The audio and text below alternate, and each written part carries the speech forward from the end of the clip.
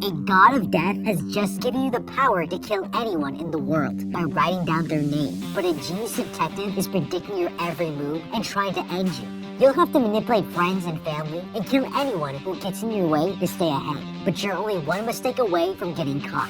The abilities of this notebook are not perfectly balanced, so I'm going to break down the mistakes made, how to exploit this notebook to its deadliest potential, and how to beat the Death God himself and outsmart everyone in Death Note. This kid is about to become the deadliest serial killer in the world. Light here is a law student and is frustrated by the family justice system in Japan. Looking for answers, he decides to hack into the police database and discovers that tons of criminals are being released and never punished for their crimes. But luckily, he'll soon have the power to fix this problem. Wanting to see for himself, he goes to a seedy bar to spy on a criminal. This guy here is a child killer and starts bragging about how nobody could lock him up. Light is threatened at knife point by this gang and forced out of the bar. But outside, he finds a mysterious black book laying in the street. He takes it home and cracks it open, learning that this book has special powers. But with those powers come a set of 5 rules. The first rule is if he writes down someone's true name on its pages, that person will die in 40 seconds. Okay, most of us would be skeptical here because magic doesn't exist, but there's no way we're not going to test it out. The most tempting thing to do is write down the name of someone you might already know and hate, but this could associate you with the death, so I would make a hard rule to never kill anyone I've met before. The next mistake is to write down a public figure that you might dislike. The death would get way too much attention from the government and would be heavily investigated. The smartest way to test this is to kill someone who is already expected to die, so that in the off chance this is real, you aren't doing too much damage and it's not obvious that you did it. I would research who the world's oldest living person is and write their name down. They've had a good long life and everyone was expecting them to drop dead, so it's not going to be a surprise to anyone when they croak. Now, killing is fun and all, but the financial exploits of this book could be huge. We have a power that a lot of people would envy, so if you know your way around the dark web, you could offer assassinations and get filthy rich. We'll soon find out there are other rules to this book that can be exploited, and Light doesn't know them yet, but they could pay off big time. Now this brings us to the second rule of the Death Note. It will only take effect if the writer knows the person's face and thinks of it as they write their name down. Light here decides to test it out on a wanted killer announced on the news, and the next day, he reads an article about how that same man was found dead from a heart attack. It might be a strange coincidence, but he wants to confirm if this power is real. Later that night, he tracks down the child murderer from the bar and writes his name in the Death Note. 40 seconds later, the killer collapses to the ground, and Light here is shocked to see he's died from a heart attack, just like the first guy. This law student is now the most dangerous person on the planet, and with a taste for blood, he's just getting started. Okay, you might think that dying from a heart attack won't arouse suspicion, but Light here will soon find out that this is a serious lapse of judgment. For starters, Japan has one of the lowest coronary heart disease death rates in the entire world, partly because it has less problems with obesity. But if scores of healthy sushi-eating criminals start to die from heart attacks, this won't go unnoticed, and we have to be smart about how to use this power without getting caught. First of all, we need to make sure we understand the limits of this book. And before we go on a killing spree, I would do some heavy experimentation with this thing. If we filled a fax machine with Death Note paper, you could kill in public simply by sending an email without looking suspicious. If I wanted to fake a death, I might try writing in fading or erasable ink. These ideas might not work, but we'll learn what's possible. On his way back home, this demonic creature appears, introducing himself as the Death God who dropped the book, and he's decided to let him keep it. The creature explains that only those who touch the Death Note can see him, and is neither his ally or enemy. He asks the monster what its name is, and is introduced to his new partner in crime, Ryuk. Alright, even though he seems nice enough, we can't assume this guy's on our side. If he's neutral, then he can ruin our plans or dox us at any given moment for his own amusement. This thing is a loose end you do not want to leave yourself vulnerable to. Obviously, writing his name down in the death book is a place to start, but he probably can't be killed and it would just piss him off. The best strategy here is to find out his motives and bribe him. I would be doing research to find out more about this creature that might exist in folklore. Light here doesn't know enough about him yet, but soon we'll learn more about this death god that we can take advantage of later. Light here decides to ramp things up and goes on a killing spree. No one knows who's committing these murders, but they start calling this vigilante Kira, which is the Japanese pronunciation of killer.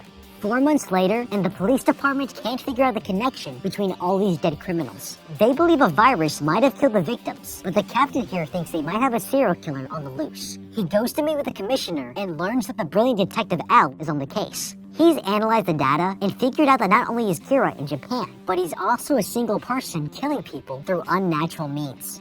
Okay, Light is going on a bender here, and it's not the smartest move. The pattern has already emerged, and it's getting way too much attention. But this has a solution, because the third rule of the Death Note is if the cause of death is written within 40 seconds of writing the person's name, it will happen. A sharp increase in heart attacks among a healthy population will show a pattern. So we need things to be as random as possible with no pattern behind it. The best way to do this is with dice. I would compile a list of criminals I wanted to kill and assign each a number. Then assign a death style to a different number and a time to a different number.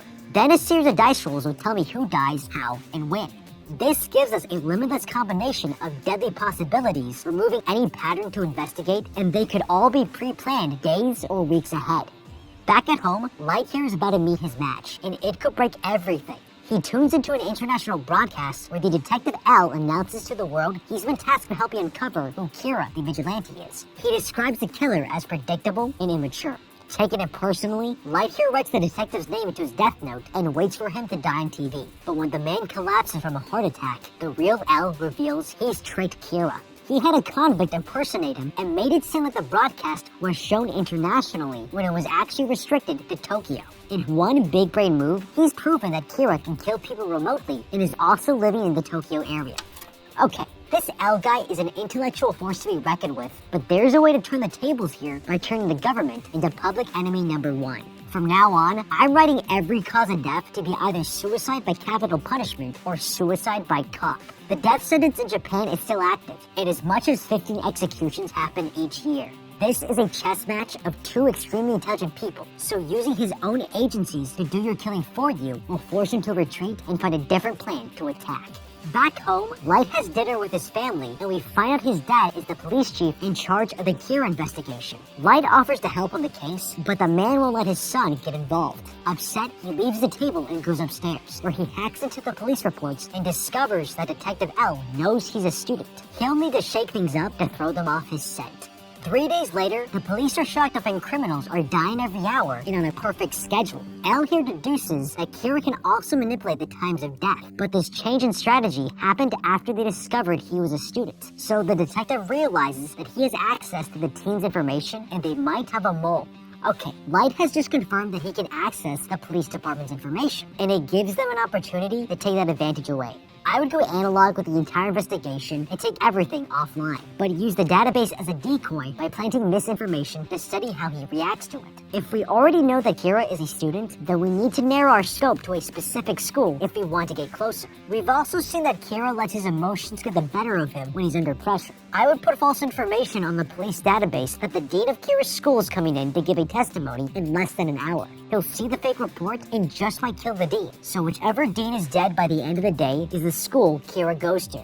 On his way home, Light suddenly notices that he's being followed. Somebody is onto him, and he needs to find out who this is before they catch him.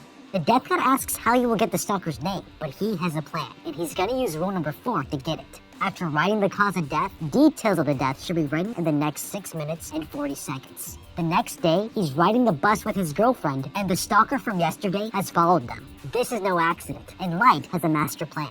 At the next bus stop, a man gets in and puts a gun to the driver's head. Light tells his stalker that he'll stop the criminal, but the man tells him not to risk it, revealing he's an FBI agent and gets him to back down. Light here drops a piece of paper on the floor, and the hijacker picks it up, and after reading it, points his gun at him, but is shocked when he sees Ryuk standing in front of him. He tries shooting the monster, but the bullets go straight through. Freaking out, the man urges the driver to stop, and he gets off the bus, only to get hit by a car. This whole thing was an elaborate setup to learn more about this FBI agent, using rule number 4 to make the criminal hijack the bus and get him killed. Okay, this changes everything. If we can use this death note to control people's actions, I'm using this to get rich or die trying. We could use this on a billionaire, making them write us into their will for a full inheritance just before they die. Let's be honest, if you're going to kill people, you might as well take their money while you're at it. Back home, Light thinks that L sent the FBI agent after him, and there might be more than one. He knows he can't kill the agent stalking him, as he'll be the prime suspect, but if all agents were to die, then he would be safe. Ryuk is surprised at Light's bloodlust and starts to look concerned. There's a lot more to this death god than meets the eye. Okay, this is interesting. Ryuk should be happy here because as we learned, every death will extend his life. Clearly, we don't know everything about this guy, and if he's keeping secrets from us, we need to find some leverage over him to make sure he won't screw us over. Now, we saw on the bus that physical injuries cannot hurt this creature, so killing him is out of the question. But blackmail and bribery might still be on the table. Threatening to destroy this book might get us answers he doesn't want to give, so we might be able to use this to get him to do our bidding. We just have to be careful not to piss him off. The next day, the FBI agent leaves his hotel and heads to the subway. He's followed by his fiancée Naomi here and doesn't know that she's on the train watching him. He takes a folder left on a rack and finds a message from Kira, who knows him by name and wants to talk with him through this transmitter. With little choice, he activates the walkie-talkie and listens. Light demonstrates he's the real Kira by having the man next to the agent die from a heart attack. He then asks him how many other agents are in Japan, and he's told there are 11 others, but he doesn't know their names. Light then asks the agent to write his leader's name inside this box on the first page. He's fallen for the 5th rule. Even if you do not actually possess the Death Note, anyone can use it if you can recognize the person and his or her name. After writing it, he's told to access his computer as he'll receive all 12 IDs from his boss. He's then instructed to write their names in the remaining boxes. This was Light's brilliant plan. He tricked the agent into writing everyone's names on a page of the Death Note, and with it, he judged on the death sentences of all the other agents, as they all start dropping dead. When he gets up at the next station, he collapses from a heart attack and looks back to see Light standing in front of him. The agent's fiancée rushes to save him, but it's too late, as Light's train pulls out of the station. He's won for now, but he's just created another enemy, and she will be much harder to beat. Okay, that was a genius way to extract the information, but he also made some mistakes here. First of all, going on the train was a terrible idea because now they will be scraping through the security footage of the incident, and this hooded figure would be a prime suspect. You could easily be tracked back to your home and caught. Now, if the agent is already being manipulated, there's no purpose to meet him on the train. I would have brought him to a much more controlled and isolated environment away from the public to make sure there were no cameras and nobody was following him. Personally, I wouldn't be killing FBI agents at all because it keeps revealing that you have insider information. This narrows down the suspects to people with connections to the police, and if your father is the leader of the investigation, then you'll stay on the suspect list no matter what. The best way to throw out the stalker and mislead the FBI investigation without killing them is to set up a false confession. I would make 2 criminals march into the police station, and one of them declares that he is Kira. When they ask for proof, the second criminal will have a heart attack, making it look like the first criminal killed them with his mind. Then write in the death note that he cannot speak, eat, or drink water when he's detained by the police until he dies. It's an elaborate con that could go wrong, but at the very least, it buys us time to plan further ahead and cover our tracks without being followed. Later that day, the police chief announces to his investigation team that Kira is now killing people who aren't criminals and gives them the option to quit. Knowing how dangerous this has gotten, almost every single member leaves until only 6 are left. The police express their frustration for the detective and demand he shows his face if he wishes to continue working the case. Accepting their demand, the liaison takes the investigation team to a hotel where they meet the detective in person, and he is not who they expected. They all introduce themselves by name, and he chews them out for it. If he was Kira, he would have all their names, and they'd all be dead. They've been on the losing end of this battle, but L has a new strategy that he thinks can stop Kira for good. Okay, this guy's a strange dude, but there's one detail here that tells me Kira is screwed. This guy only eats candy, and at first glance, this looks like a weakness, but it's not.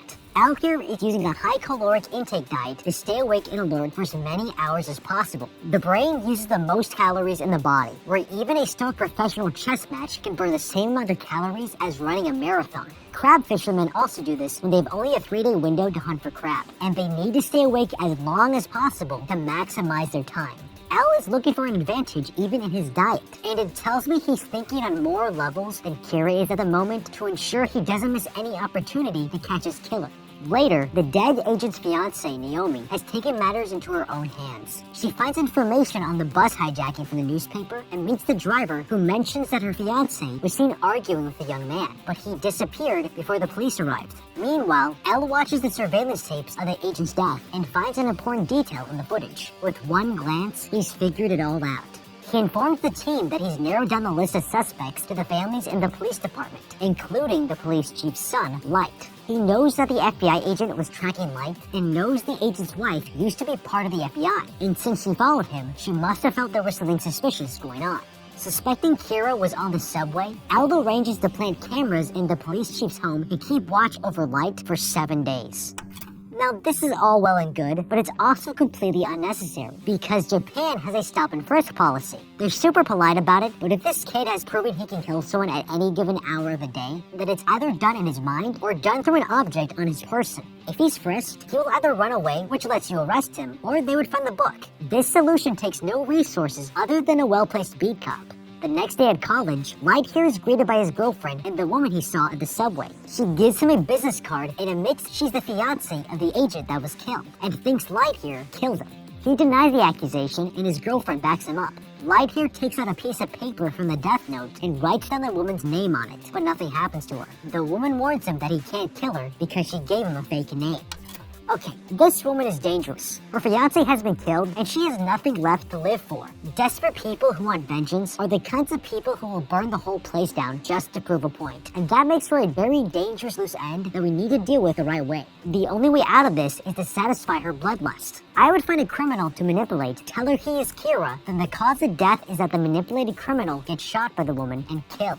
This gives enough emotional trauma for her to believe that she's gotten vengeance for her fiancé's death by killing the man herself. Later that day, Light returns home and discovers that his room has been broken into. Earlier, he placed pencil lead in the hinge of his door, and it's now broken. Now Light knows he's under surveillance and can't do anything with the death note or Ryuk until he tricks them. The police chief is told Light will be left alone if his son does nothing suspicious and there are still more deaths. The college student still isn't cleared of being a murderer just yet. Okay, this looks like Light here is cornered, but they've played right into his hands. First of all, you can't build a case on this because you can't prove a negative. If no deaths happened during his surveillance, that's circumstantial evidence at best, and it isn't enough to arrest him or even take him to court. This is a fool's errand, but there's another massive oversight here. Al should have considered that this kid is a law student whose father is the chief of police, and he should know that according to Japanese law, under Article 23 of the 1999 Act for wiretapping in criminal investigation, the suspect must be notified by the police. If they don't, under Article 30, Light can legally sue them for breaking the law, and they'll be forced to leave him alone. He had a great opportunity here to sabotage their whole operation, and he didn't take it. By day 7, the surveillance team is still observing the college student, but when breaking news about an arrested child murderer is reported, they realize Light isn't even watching. Moments after, the murderer dies of a heart attack while in custody, and Light hasn't moved a muscle. They're convinced it's not him, but Light has tricked them all, because inside his chip bag is a miniature TV playing the news and a piece of paper from the death note. With the college student cleared of suspicion, Elle receives a call from the FBI agent's fiancée, who claims she will risk her own life to prove that Light is Kira, and the first part of her plan is to make his girlfriend call him to meet at the art gallery. The surveillance team watches through the cameras as Light enters the building. He sees the woman holding his girlfriend hostage and is told to confess that he is Kira. He begs the woman to let her go and insists that he's not Kira, but the woman reveals her real name and dares him to kill her. He slowly pulls out a pen to write her name down, but stops when he hears police sirens in the distance. His girlfriend breaks free and runs to him, but gets shot. The woman is horrified by her mistake and kills herself out of guilt. Light mourns his girlfriend's death and puts on a good show, but it turns out this was his plan all along. At the subway, he noticed her folder had a cross on it, and he traced it to the church where she was getting married. He found her name in the records and wrote down in the death note that she would lure Kira to the museum and kill herself trying to catch him. He then wrote that his girlfriend would be shot to death without specifying by whom. Since the woman was the only one in the room with a gun, the death note caused her to kill his girlfriend. When his father comes to take him home, he asks if he can join the Kira investigation so that he can get revenge on Kira. That's when Elle appears and approves his membership. These two masterminds are just getting warmed up, but they both don't realize a new player is about to join the game. In another part of the city, a famous young woman is being followed by her delusional stalker who wants to kill her. She's cornered with no one to help, but the man suddenly collapses from a heart attack and a death note falls right next to him. There's more than one book, and things are about to get way more interesting. But what do you think? How would you be Death Note? Let me know with a comment down below. Thank you so much for watching. Leave a like and subscribe, and check out the How to Be playlist for more videos like this. Until next time, have a damn good day.